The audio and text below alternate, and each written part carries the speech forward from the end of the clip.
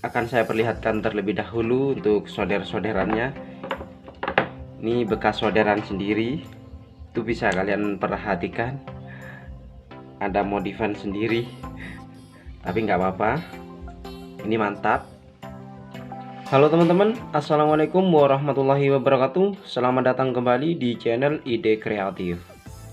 Pada video kali ini saya akan sedikit sharing tentang pengalaman pribadi saya kepada teman-teman semua, dikarenakan adanya tipe baterai yang tipenya seperti ini, yang ada label VF nya di belakangnya itu tidak murni 34 ya teman-teman. Ini semua adalah tipe baterai ya, bukan voltase dari modulnya. Dulu saya dapatkan ini dengan tegangan 12 volt teman-teman. Namun di sini sudah saya modif menjadi 20 volt atau 21 volt ya teman-teman, dengan rangkaian yang saya seri 5 baterai. Dulu cuma 3 baterai, dan dengan BMS yang seperti ini, BMS nya itu di 3S ya teman-teman. Ini ada 4 kabel ya, 1 kabel min dan 1 kabel plus, dan 2 kabel seri ya teman-teman. Ada baterai 1 dan baterai 2 di sini. Dan untuk BMS nya di sini sudah saya modif menjadi BMS yang 21 volt dengan 3 MOSFET ya teman-teman. Ini tipenya MOSFET-nya kurang tahu ya teman-teman. Namun di sini hanya 2 MOSFET dan tegangannya itu di 12 volt. Untuk 12 volt dengan kapasitas baterai 1500 mAh itu kurang maksimal ya teman-teman, jika kita gunakan di pekerjaan-pekerjaan berat. Maksudnya untuk ya bajaringan atau cor-coran itu kurang maksimal ya teman-teman. Namun untuk hulu masih dibilang cukup lumayan.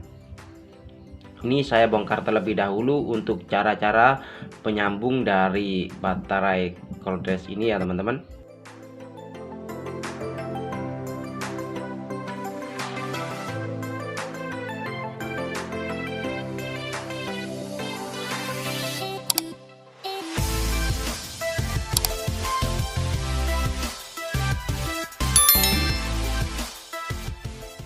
Dan ini dia untuk bagian dalamnya. Di sini sudah saya modif menjadi 20 volt untuk baterainya, meskipun di mAh nya itu hanya 1500. Namun ini mantap, meskipun kita geber seharian full ya teman-teman. Ini cukup satu baterai 1 hari jika kita mengganti BMS dengan BMS yang 5S dan 3 MOSFET. Yang pertama ini yang orinya ada 2 MOSFET, dan saya pun kesulitan untuk mencari BMS 3S model LST seperti bawaannya atau orinya. Maka di sini saya ganti menggunakan yang 5S atau 21 volt untuk BMS-nya. Akan saya perlihatkan terlebih dahulu untuk solder-solderannya. Ini bekas solderan sendiri, itu bisa kalian perhatikan, ada modifan sendiri, tapi nggak apa-apa, ini mantap. Nah, sama ada jamperan-jamperan sendiri. Sama di sini untuk keduanya sudah saya modif ya teman-teman. Ini dengan BMS yang sama dan tegangan yang sama. Ini akan saya ambilkan multi tester terlebih dahulu agar lebih mudah. Ini sudah saya ambilkan multi tester dan saya cek tegangannya ada di 22,1 volt dari BMS 5S yang telah saya pasangkan. Untuk cara pasang BMS 5S bisa kalian perhatikan untuk jalur-jalurnya. Di sini ada B1 baterai yang serian nomor 1, dan untuk yang kedua sama, di sini ada baterai yang kedua, dan yang ketiganya di sini, dan yang keempatnya di sini. Untuk cara mengetahui B1, B2 sampai B4 itu seperti ini teman-teman. Untuk probe hitam kita taruh di min atau di kabel warna hitam. Dan untuk tegangan pertama bisa kalian perhatikan itu di satu baterai ya teman-teman, seperti ini.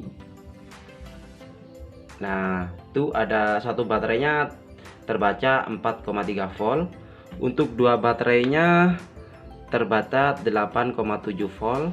Untuk baterai tiganya terbaca 13,0 ya atau 0,1 volt. Dan baterai empatnya di sini itu terbaca antara 17 sampai 18 ya teman-teman, 18,1 normalnya. Dan yang terakhir di sini untuk 21 atau 22 voltnya.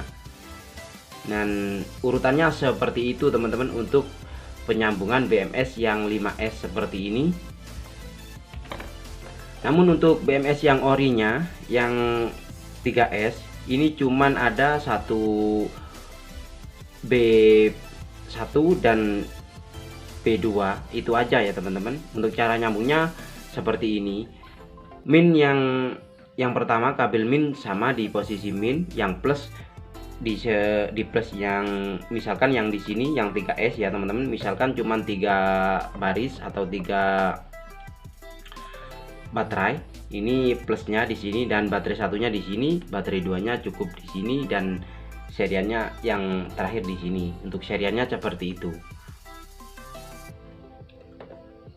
Jadi kesimpulannya teman-teman, untuk penggantian BMS yang 21 volt seperti ini itu ampernya jauh lebih besar teman-teman. Meskipun untuk mAh nya itu sama, jadi untuk ampernya itu lebih meningkat teman-teman. Jadi untuk apa ya, torsi dari board kita itu jauh lebih maksimal, jauh lebih powerful, maksudnya jauh lebih terasa ya teman-teman dibandingkan menggunakan BMS yang orinya. Untuk langkahnya seperti itu. Dan ini kita coba menggunakan spoon seperti ini.